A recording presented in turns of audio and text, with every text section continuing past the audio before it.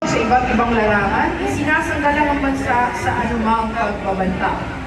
Bumubukan po ang parada na kinabibilangan ng mga kawal Pilipino ang mga kasapi ng ating sandatahang lakas. Pinangungunahan ito ni Major General Jose Bonifacio and Kalat ng Bubugi Papawi, ang kanyang kalumunan, Colonel Leopoldo Asardel IV of Christopher Pablo ng Air Force, Captain Alan Canaleja ng Navy, Colonels Ronaldo Urbano, Navy Marines, Rafael Jason Talipan at Edward Pipeño ng Army.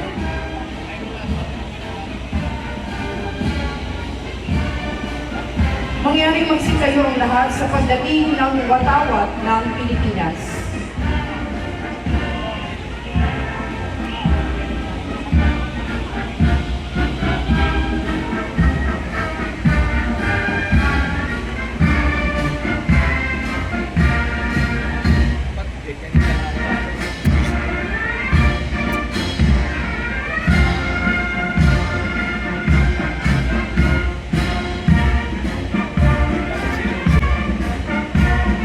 Magsiyo po ang lahat. Sumusunod ang pinagsamang banda ng ating sandatahang lakas ng Pilipinas.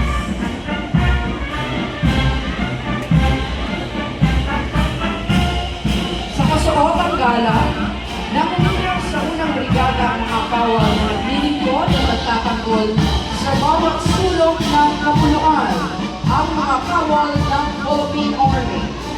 Laging nakahandang maglingkod upang panatilihin ang kapayapaan, seguridad at soberanya ng bansa.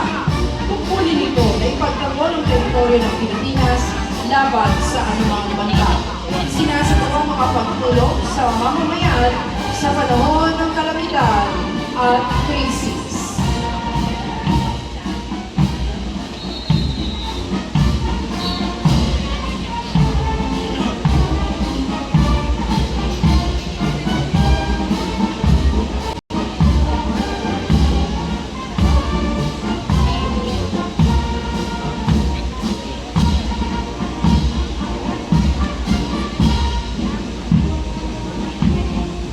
Sumusunod ang taluhan ng mga tagabantay ng ating karagatan at unang linya ng depensa sa mga ngalaga at pagtatanggol ng ating katubigang teritorial, ang Philippine Navy.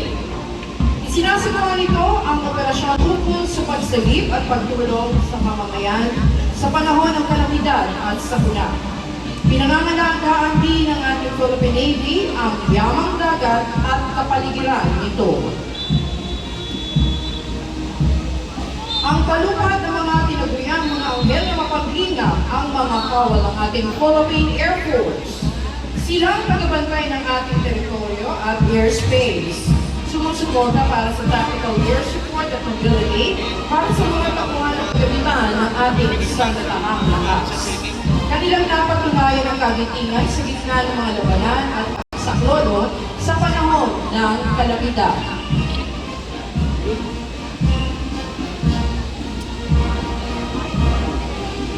Ang pangalawang brigada sa kasuotang battle dress attire, binubuo ng Special Operations Forces o tinaguriang Elite Forces ng ating sandatahang lakas ng Pilipinas. Nangunguna ang palupad ng Scout Ranger and Special Forces ng Philippine Army. Binubuo ito ng mga individual na nakaangat ang kanilang kasanayan. Sinusunod nila ng Small Unit Operations mula reconnaissance, intelligence, demolitions, jungle warfare, unconventional warfare, mga operasyon kontra terorismo at iba pang mga pagbabanta sa kasupil at kalayaan ng demokrasya ng bansa. Narito ang Special Operations Forces ng Navy. Naval Special Operations Command, Force Reconnaissance Group, at Philippine Marine Corps. Ang mga unit na ito ay sinanay sa natatanging operasyon sa psychological at unconventional warfare, mapatubig, lupa at ere. Kabilang ang operasyon ukol sa reconnaissance, close combat, demolition, intelligence, at underwater. Sumusunod na po ang mga magigiting na Special Operations Forces ng ating Philippine Air Force, ang Special Operations Wing o SPAW. espesyal upang maipagtanggol ang mga base at instalasyon ng Air Force at nagsasagawa ng iba pang mga kaulang dagdag operasyon. Mula sa hanin naman ng ating pambansang pulisya ng Pilipinas ang tagapagpatupad ng batas at nagpapanatili ng kapayapaan at kaayusan. Nagsisiguro ng kaligtasan ng ating mamamayan at mga komunidad. Namumula ang kalupan ng mga kadete mula sa kanilang Philippine National Police Academy. Inuhubog ang karakter ng mga kadete nito upang mamuno sa hinaharap ng nananaig ang pagdudukol, karangalan at justisya. Gayunin bilang makayos, responsable at respetadong mga public safety officer.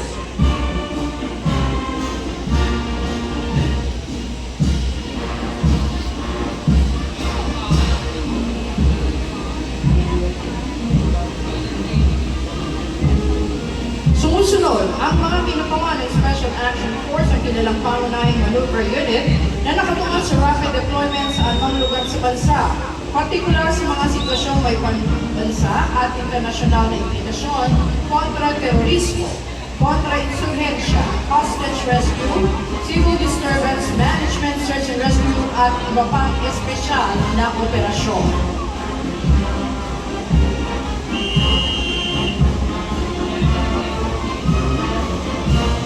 Sinusundan ito ng pinagsamang kumpanya ng PNP Aviation Security Group at EOD K9 Group.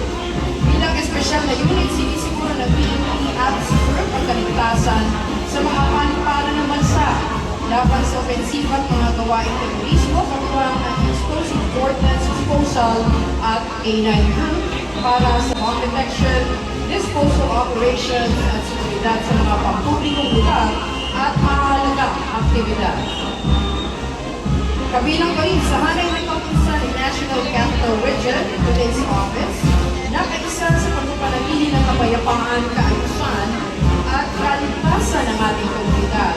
Kaagapay para sa isang maayos, tahimik at ligtas na pamayanan.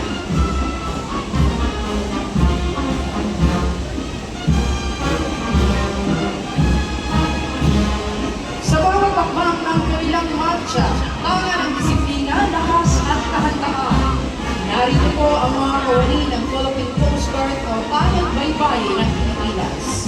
Ipinamamalas ng mga kawani nito ang katapatan sa kanilang tungkulin at patuloy na ginagampanan ang mahalagang misyon na protektahan ang buhay at ari-arian sa karagatan. Ipatupad mga batas maritimo at panatilihin ang soberenya sa loob ng karagatang saklaw ng Pilipinas.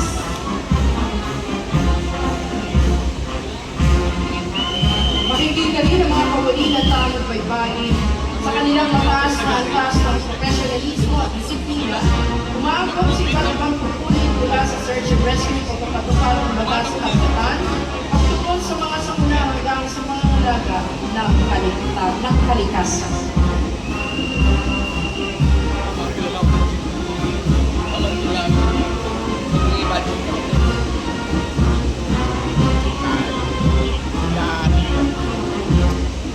Nasa aking harapan ang mga kinatawan ng Bureau of Fire Protection ng kawanian ng pamatay ng sunog. Responsable ang ahensya nito sa pagsisiguro ng kaligtasan ng mamamayan sa pamamagitan ng pag-iwas o suppresyon ng panganib at pakinsalaang dulo ng sunog. Bahagi ng pagsisiguro ng Bureau of Fire Protection ang pagtugon sa mga paalala at mga hakbangin laban sa sunog. Ang edukasyon sa fire safety, fire protection, at life safety systems. Ang ahensya ito ay pinangangasiwaan ng Department of Interior and Local Government o DILG.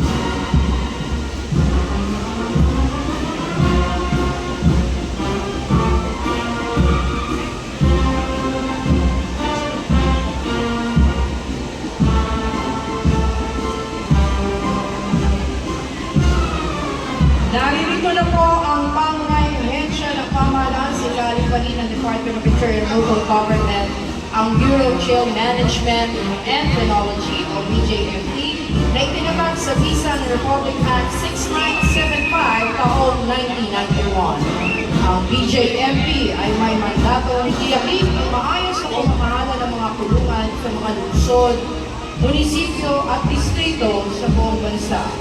Pangunahing tungkulin ng ahensya ang pangalagaan ng karapatan at kapakanan ng mga persons deprived of liberty o PDL. Nakasalukuyang sumasailalim sa investigasyon, naghihintay ng hatol o sentensyado ng 3 taon pababa.